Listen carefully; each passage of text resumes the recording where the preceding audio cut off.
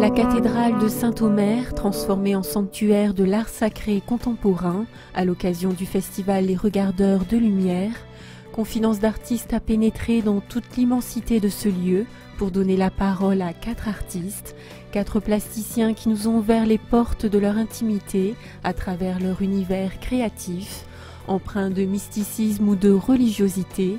Ces œuvres, comme un voyage intérieur, se regardent, s'écoutent et interrogent.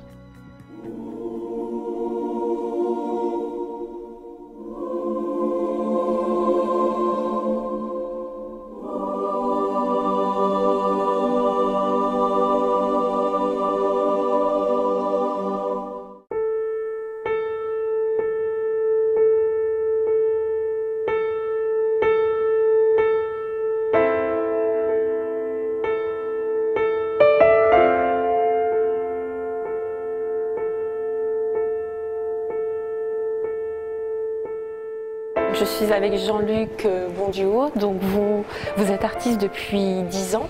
Oui. Quel a été le véritable déclic? Un désir profond depuis très longtemps d'avoir un langage, je pense simplement. J'ai découvert vraiment par hasard. J'ai dessiné très longtemps de l'hyperréalisme et c'était plus de l'artisanat parce que je travaillais avec une technique et là je travaillais avec mes tripes. C'était un... Alors vous avez fait tous ces tableaux spécialement pour ce festival? J'ai rencontré Francis Denis, j'ai visité un peu les endroits, on a vu à peu près où je pouvais être. Je me suis même fait rajouter une chapelle entre deux parce que j'avais beaucoup d'œuvres et puis voilà. Et je suis très content de l'installation. Qu'est-ce que vous inspire ce lieu? Beaucoup de joie. Beaucoup de la joie. Pierre blanche comme ça, la lumière qui est dans cette cathédrale, déjà qu'on la voit sur la route, extraordinaire. Donc ça ne pouvait être que des tableaux lumineux en fait. Voilà. Alors il y a essentiellement des êtres humains, beaucoup de femmes et d'enfants. Beaucoup de rencontres. En fait, il y a des rencontres dedans, aussi bien qu'un enfant, qu'avec une femme, qu'avec soi-même, ou aller à la rencontre d'eux. Mais le but de la peinture, pour moi, c'est rencontrer l'autre, et le donner à l'autre ce que je sais faire en fait. Quel regard vous portez sur la spiritualité?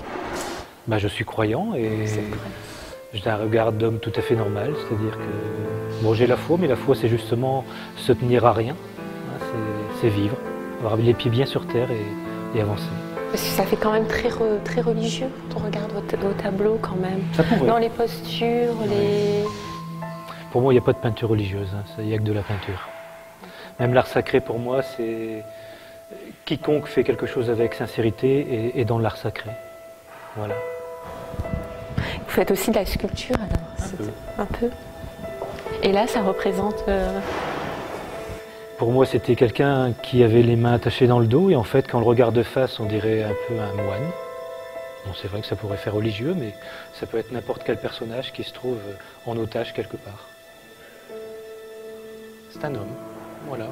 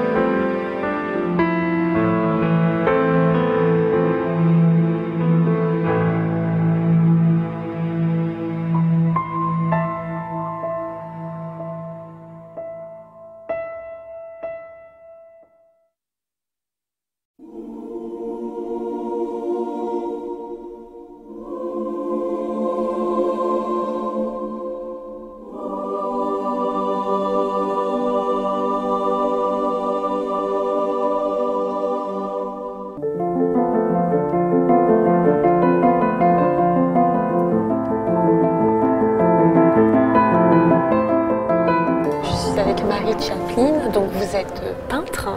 Oui, absolument. Je suis artiste peintre professionnelle. Je voue ma vie entière à la peinture.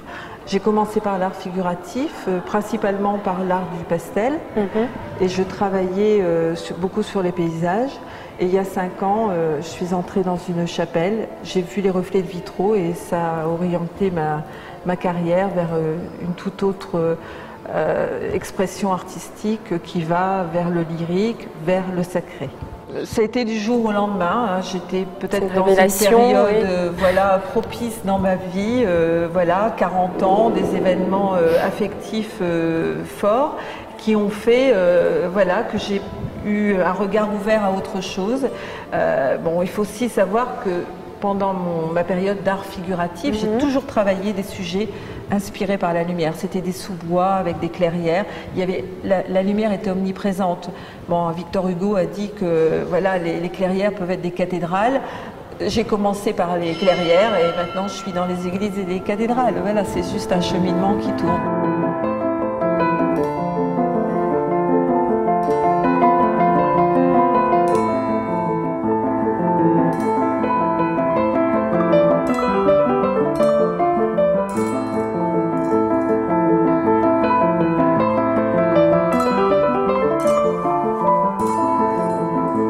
Quel regard vous portez sur la spiritualité? C'est pas quelque chose de forcément religieux dans vos tableaux.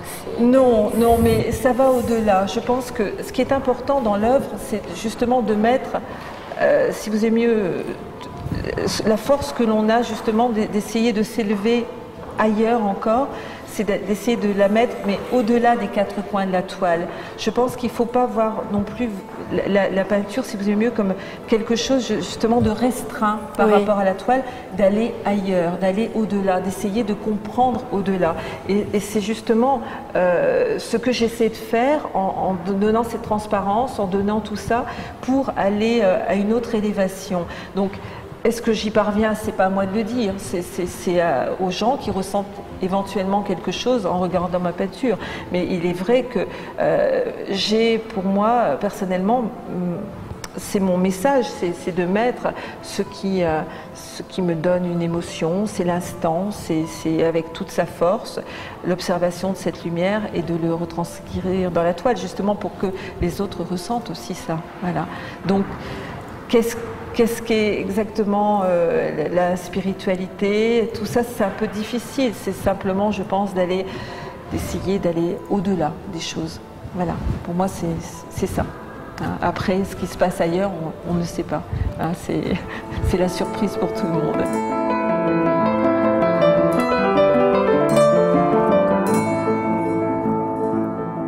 Vous avez travaillé selon ce lieu ou pas pour toutes ces créations? Non, je n'ai pas eu l'occasion de travailler par rapport à ce lieu. Ici, vous pouvez retrouver des tableaux, donc des réflexions alors silencieuses. Ce sont celles voilà, qui sont assez fluides. Alors on a ici un exemple, c'est un tableau que j'ai fait en hommage à un ami peintre qui est Edward Willems, qui est père Edward Willems, qui a été comment dire, important dans ma vie. Ici, ce sont des réflexions fragmentées. De temps en temps, sans savoir pourquoi, je repars vers l'origine voilà, de séparation du vitrail. On en a 2 exemples. Ça, c'est un exemple qui a été qui pris son origine dans l'église de mon village, à Chornamiénois. Mais par exemple, là où on avait justement, là où on était, cette réflexion vagabonde qui est née d'un endroit à Fief-Montrelet où il y avait du salpêtre d'arraché voilà, dans un coin un peu humide de l'église, et ça m'a inspiré une réflexion vagabonde parce qu'il n'y a pas toujours le soleil au rendez-vous, donc ça oblige à attendre autre chose, à regarder autre chose, à regarder l'empreinte du lieu, alors aussi bien par la pierre usée qu'autre chose.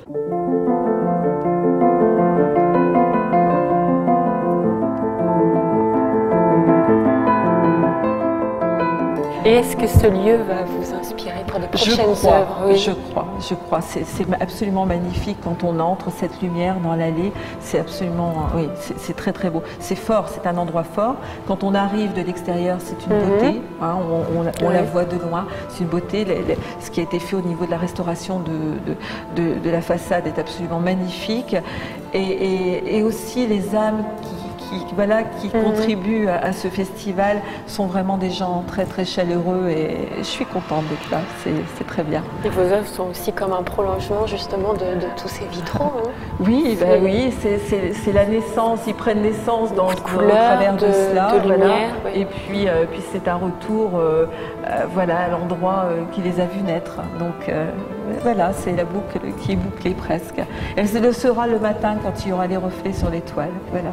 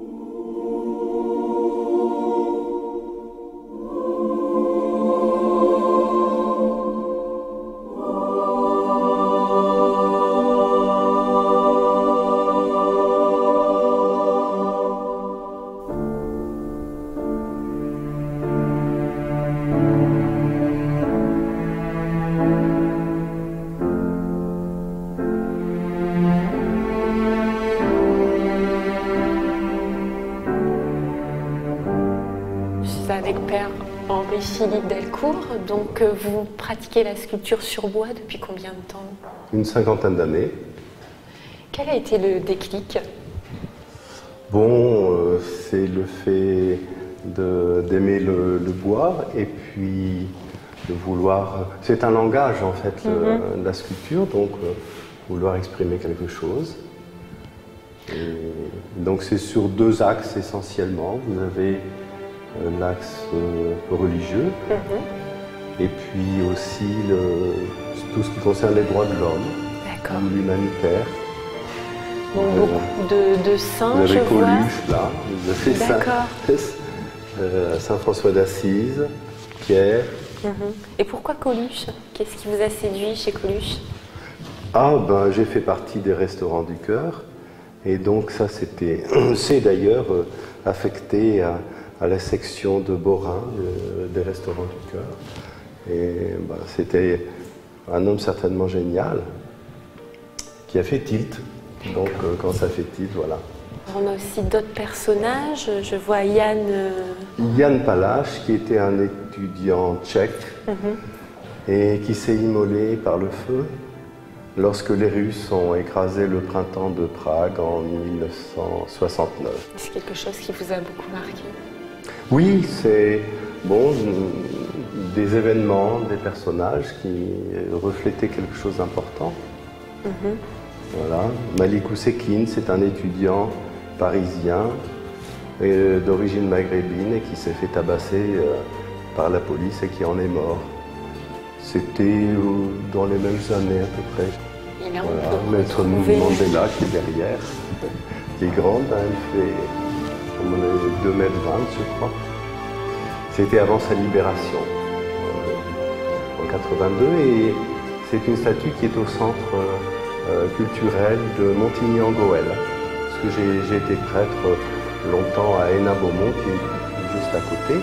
Et quand j'ai su qu'il prenait comme nom Nelson Mandela, ben, je leur ai donné la statue. J'étais bien content. Et qu'est-ce que vous inspire ce personnage? Le personnage, ben, c'est quelqu'un qui est arrivé à un moment de l'histoire et qui reflétait une lutte contre l'injustice, contre l'apartheid, un désir de liberté pour tout le monde. Donc c'est la même chose, ça a fait titre, alors j'ai fait sa statue, comme ça. Mais je ne l'ai pas faite pour le centre culturel, je l'ai donnée quand j'ai su que ce centre existait. Quel regard vous portez sur ce festival d'art sacré contemporain, les regardeurs de lumière, déjà ce titre? C'est une bonne idée.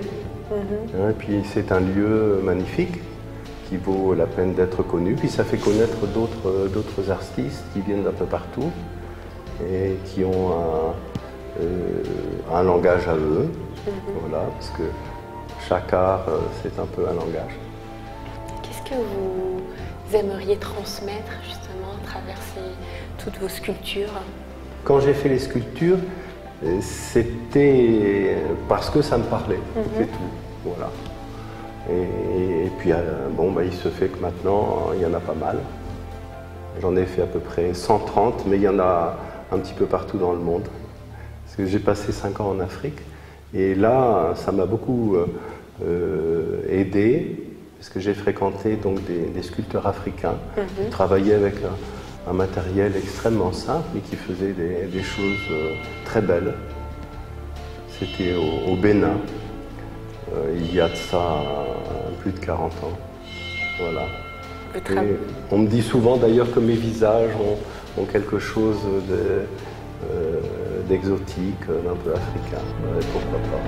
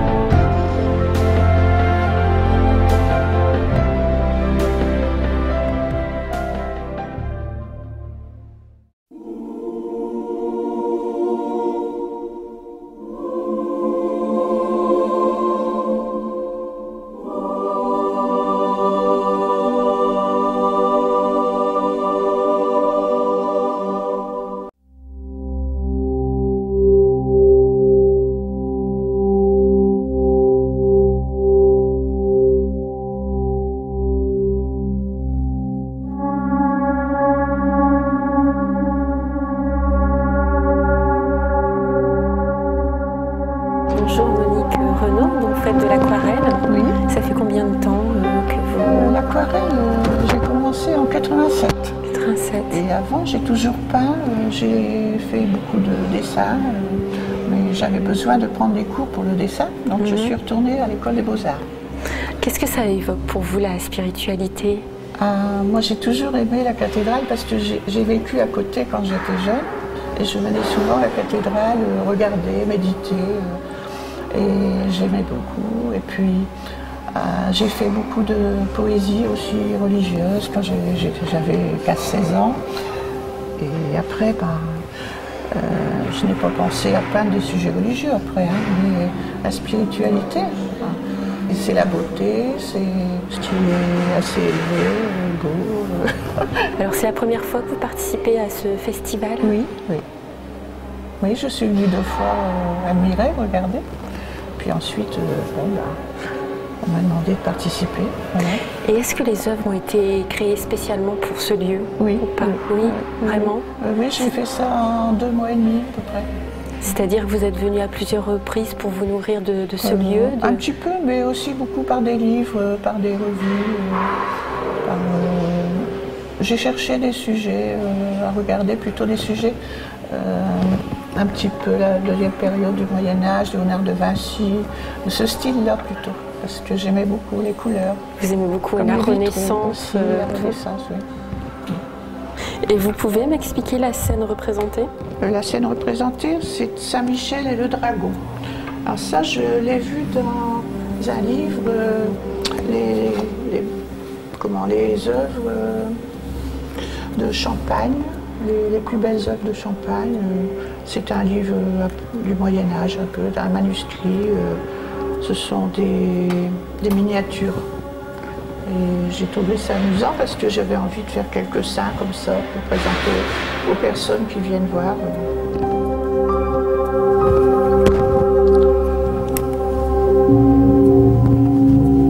J'ai mis pas mal d'eau, donc je vais attendre que ça sèche après pour en mettre. de la peinture pour que ce soit plus foncé. Alors là,